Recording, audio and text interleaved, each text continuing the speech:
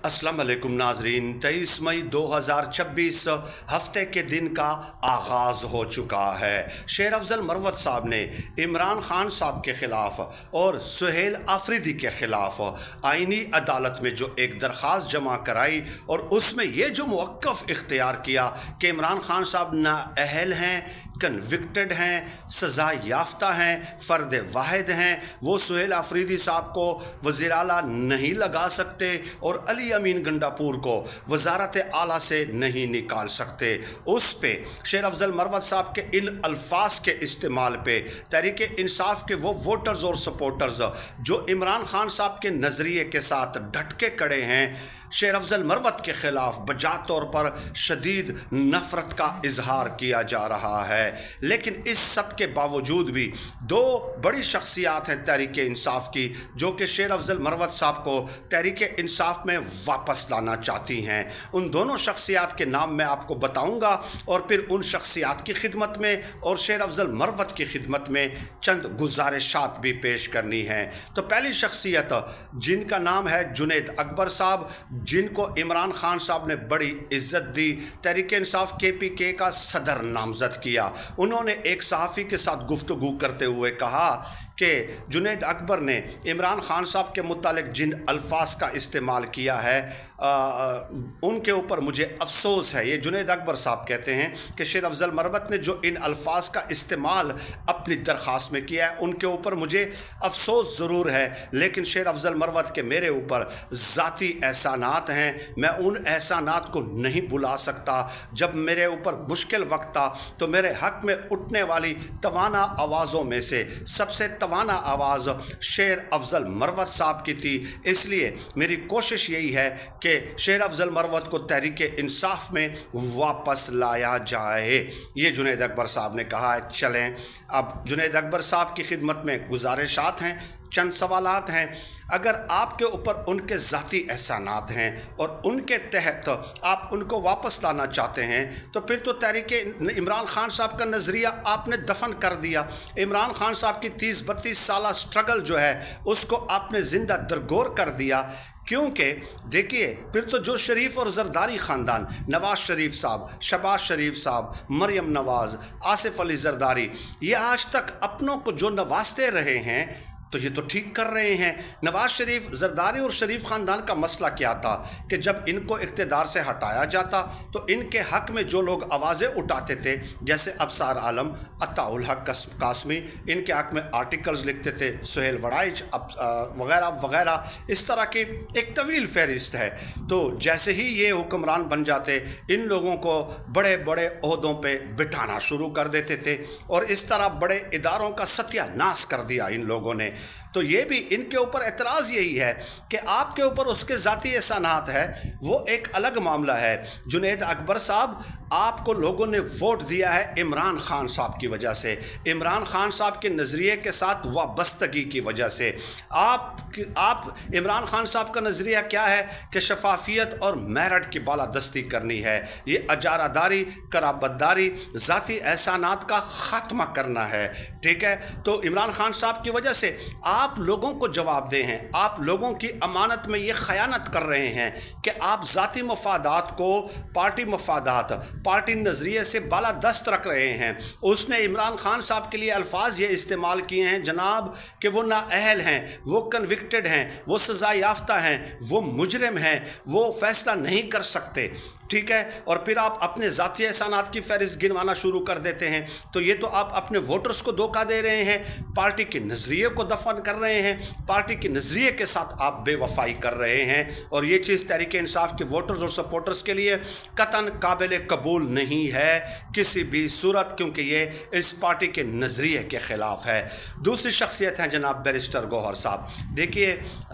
वो डॉक्टर शहबाज गिल साहब ने एक लफ्ज़ इस्तेमाल किया कि जिस तरह तारा और सितारा आपस में भाई है ना, इस तरह शेर अफजल मरवत साहब और बैरिस्टर गौहर भी भाई भाई हैं। کیونکہ بیرسٹر گوہر سے جب پوچھا گیا تو انہوں نے کہا کہ حد ہو گئی، سہیل آفریدی کے خلاف اس نے جو ہے نا درخواست دے دی ہے، اس درخواست پہ تو کوئی کارروائی نہیں ہوگی۔ سہیل آفریدی کو عمران خان نے وزیر اعلیٰ بنایا ہے اور پارٹی میں عمران خان کا حکم ہی چلتا ہے۔ چلیں جی بیرسٹر گوہر صاحب، بڑا ہی اچھی بات ہے، آپ کا ان کے ساتھ قریبی تعلق ہے اور یہ تحریک انصاف کے خود اپنے لوگ کہہ رہے ہیں، تو آپ کا اگر اتنا قریبی تعلق ہے ان کے ساتھ اور آپ ان کو پارٹی میں واپس لانا چاہتے ہیں تو جناب گزارش یہ ہے کہ آپ ان کے سامنے منت ترلا کر لیں کہ اپنی زبان بند کر دیں۔ آپ بے شک تحریک انصاف کی دیگر قیادت کو ٹارگٹ کریں، لیکن آپ عمران خان صاحب کو اس انداز میں کیسے ٹارگٹ کر سکتے ہیں؟ اتنا ہی ان کا منہ بند رکھ لینا، ان کو بھی تو آپ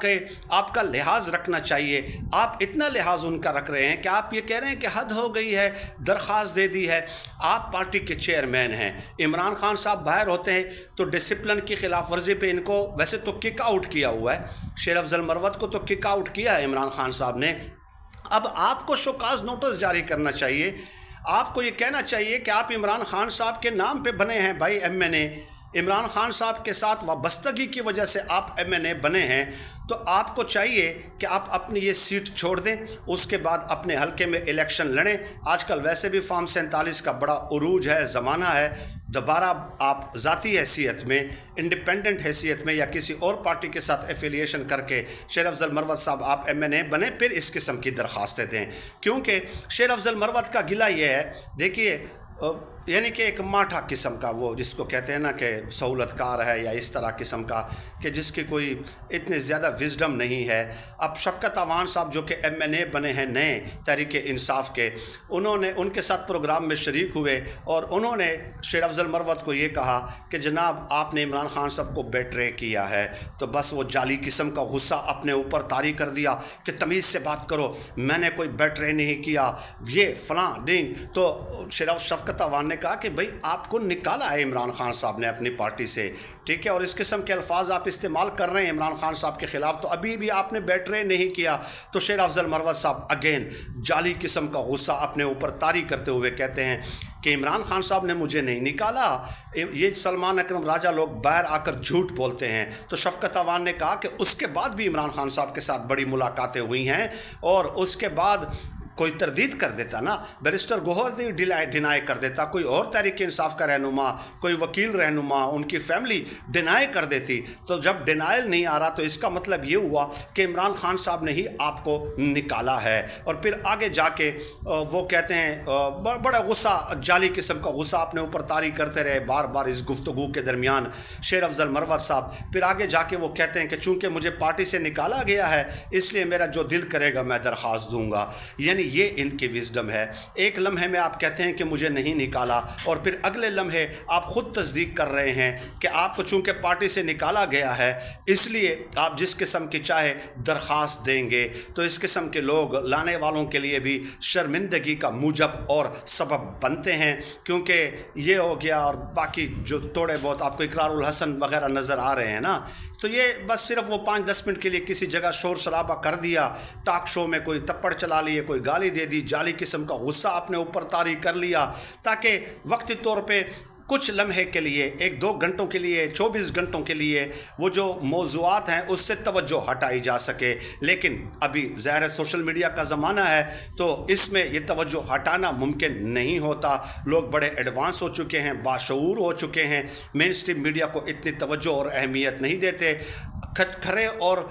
کھوٹے کی لوگ اب پہچان رکھتے ہیں۔ تو یہ چند گزارشات تھی شیر افضل مروت صاحب کے حوالے سے، اور کون سی 2 شخصیات ان کو تحریک انصاف میں واپس لانا چاہتی ہیں، اور اگر ان کو واپس لانا چاہتی ہیں اور ذاتی احسانات کا جو ہے نا وہ جھانسا دے کر اور دلیل گھڑ کے وہ یہ کرنا چاہتے ہیں، تو پھر میرے خیال میں شریف اور زرداری خاندان کو حکمرانی کرنے دیجئے۔ وہ بھی یہی کر رہے ہیں کہ اپنوں کو، جن کے ذاتی احسانات ہوتے ہیں جن لوگوں کے شریف خاندان پہ، انہیں کو بڑے بڑے عہدوں پہ بٹھا دیتے ہیں، تو پھر ان کو ہی حکمرانی کرنے دیجئے۔ آپ کی یہ خالی خولی تقاریریں جنید اکبر اور بیرسٹر گوہر کی ہمیں نہیں چاہیے۔ بہت شکریہ۔